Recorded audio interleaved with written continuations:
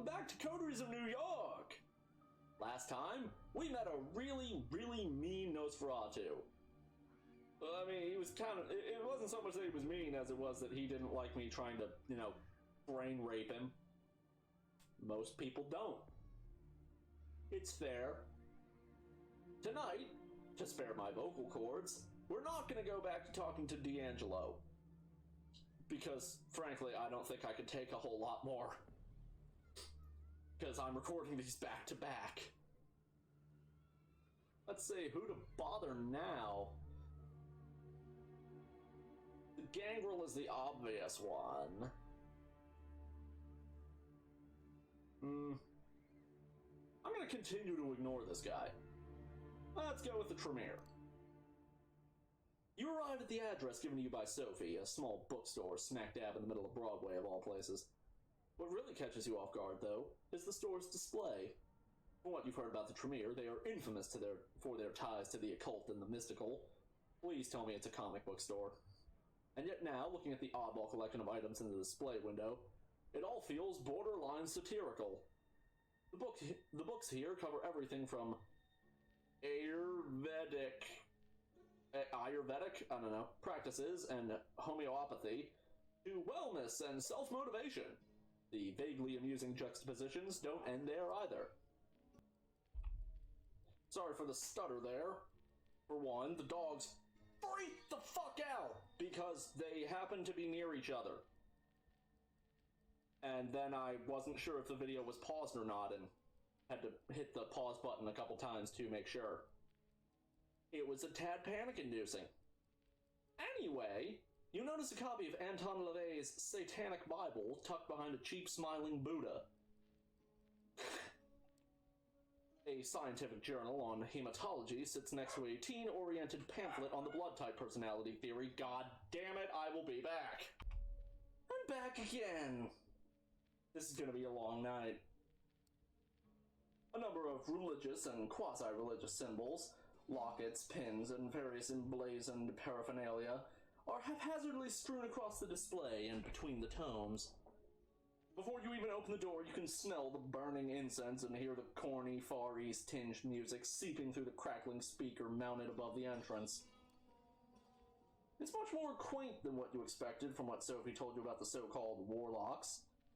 Doesn't look like they have much interest in impressing outsiders. I don't know, this sounds more Ravnos than Tremere. Don't ask about the Ravnos, please. Okay, I should probably mention them because they're probably not going to come up in this game. The Ravnos are one of the, let's not beat around the bush here. They're a racist caricature of gypsies. Their clan weakness is literally that they all have any opportunity they get to commit a specific crime unique to each Ravnos, they are completely incapable of resisting it. And this could be anything from, like, jaywalking to gang rape. Like, literally anything. Because, gypsies were stereotyped as criminals. Because the 90s. And now we're just going to pretend that we didn't have to talk about them. Then again, if there's anything you've learned these past few nights, it's that appearances can be deceiving. I was kind of surprised by the bell, I won't lie. At this time of night, the shop appears to be closed. Regardless, you ring the bell. I didn't even know most shops had bells. Do they? I don't know. I've never seen one. I've never been to New York either. You hear someone shuffling around inside. A brief moment later, the latch slides and the door is pushed open just a few inches. A tired-looking blonde in loose clothes appears in the cracks. She seems confused, like you just woke her up. She lets out a yawn, scratching at her tattooed neck. Finally, she squints in your general direction. Her pierced lip curves into an awkward smile. I don't know, this almost sounds Bruja. Is Agathon in? Look for a guy named Agathon. Is he around? The girl gives you a suspicious look over, but opens the door. She takes a few steps back, and you hear footsteps coming from behind a floral curtain that covers the back door. A bespectacled, smart-looking woman emerges and looks straight at you. You know she's smart-looking because she has spectacles.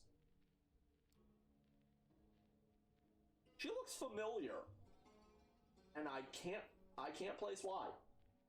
Come in and follow me, just don't touch anything, please. You follow her through the store. Inside, as expected, the stuffy air smells of sandalwood, frankincense, and a dozen other aromas. Okay, I don't know, like, hipster stuff or whatever, so I don't know why that would be expected. The woman leads you behind the curtain and through the back door onto a rickety staircase. Oh, goody! I'm definitely not phobic about rickety staircases, or stairs in general. A flight of steps takes you up to the second story. You instantly notice the change in decor as the tacky New Age bookstore gives way to something resembling a cross between a library and a workshop. Ah, now we're talking. Yeah, see, this actually looks Tremere. Especially that creepy, fucked up, zombie golem-looking thing. The smell here is strong, too, but much more layered. You're not sure what to make of it at first, but with each whiff it becomes apparent. Blood. The aroma, though subtle at first, soon becomes overpowering. It takes you a moment to adapt and focus. Ah! Actually, now that I think about it, I think that she might actually be like a canonical character in the books. New York by Night, maybe? I don't think you know who you're speaking with, so an introduction is in order. My name is Aisling Sturbridge, and I'm the High Regent of the Chantry of the Five Boroughs, and we got a couple to look at. Regent. We'll do Regent second. Chantry. A traditional name for the Tremere headquarters in a city, usually part shelter, part library, and part laboratory. It's a communal haven. It's open to all Tremere. Most non-Tremere are never allowed in. Or they have like a foyer that's pretty much as far as anybody gets. They're also virtually unassailable. Like, these things are magically protected as shit. I'm talking like D&D high-level wizard tower protected. Like, you don't fuck with them. Regent. Every chantry has a regent. The regent is responsible for the tutelage of all other Tremere in the domain. While the regent may not teach them personally, they must ensure all Tremere are being educated. The regent's other duties extend to the clan's protection in the domain, and sometimes its representation on the Primaging Council. They're very important. Figures, doesn't it? The one night I decide to do a marathon recording, the dogs will not shut the fuck up. Anyway, that's a regent. They're very important. And dangerous. All the Tremere are dangerous. The regents are especially so. They're not the highest up that the pyramid had to offer, though. Though in 5th edition they might be by now. You are LawfulStupid, correct? I have to say, you're lucky the ward outside the building is only there for notifications tonight. Otherwise, it would have been quite unpleasant. Unpleasant as in, like, blasted 30 feet and have your hand burned off. Or worse. To answer your question, Agathon is here, but he's hard at work and I wouldn't want to disturb him. Am I to understand this is a social visit? High Regent? Sounds important. High Regent of the Chantry? Of the Five Boroughs. That's quite a mouthful. It might sound fancy, but that's because there's a well-established tradition behind it. One you'd be wise not to ridicule. Some might take offense. Me, for one. What is it that you're here for?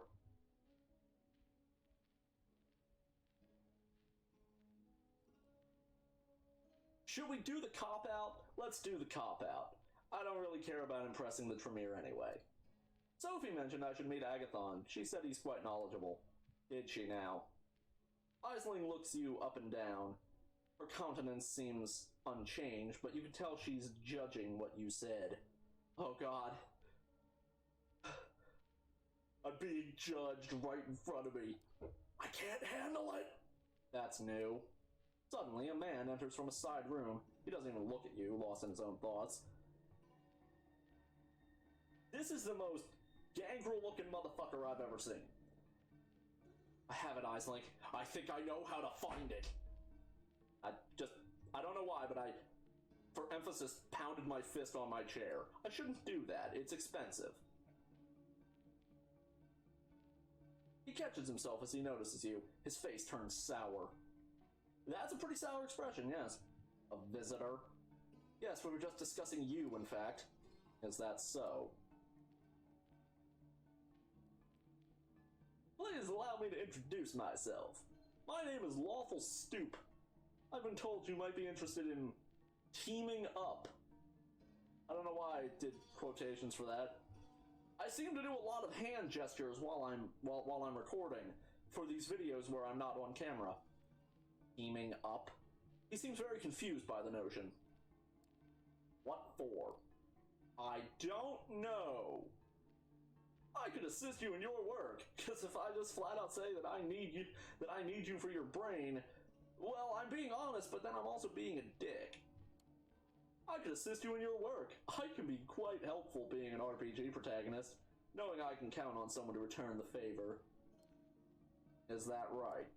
He seems to consider it, then turns to Aisling. High Regent, may I ask your advice on this? He looks you over as if judging your worth. Oh god, the judgment again. It takes her just long enough to make you feel uncomfortable. Immediate? When she takes her eyes off you, she addresses Agathon. You feel like you need assistance in your task, my child? I am confident I can do it on my own. He pauses, hesitating for a second. But I do believe it is important enough to warrant outside help, even if only for a single night. Another brief moment of hesitation. Of course, the details would remain between you and I, sire. Agreed, on all points. Why don't you start by giving our intern here a brief explanation of what it is you're after. Agathon gives Aisling a hesitant look, but the woman nods approvingly. Encouraged, he turns towards you. A member of our clan disappeared without a trace a handful of nights ago. While the High Regent investigates if any foul play was involved, I have been tasked with recovering her research notes. If there is anything left to recover, that is. I may have an idea where to start looking, and I suppose this is where you come in. If you truly wish to help, I could use your assistance tonight. Right now, in fact, given the time we've just wasted on idle chatter, I should leave immediately. Who's the missing person? A single glance at Aisling is enough. You can tell you're not getting an answer. At least not for now. We're after her research. That's what you should focus on. These people aren't in the habit of making things simple, facing layers upon layers of secrecy. You can only hope that what lies beneath is the real deal. Welcome to Clan Tremere! I'm heading out. Are you coming or not? I want to tell him to fuck off. Because, as you've probably noticed, I don't like the Tremere. But for gameplay's sake, we should go with it. Sure, I'll join you. Very well. He gives Aisling a slight bow. High Regent, with your permission. She nods. Before you go, however, LawfulStupid, defer to Agathon in all things. Our clan values obedience above everything else. And there's a big part of why. Prove you can follow, and this might turn into a mutually beneficial relationship. I will await his return and his report. Good luck, my child. Agathon bows again and heads out, urging you to follow.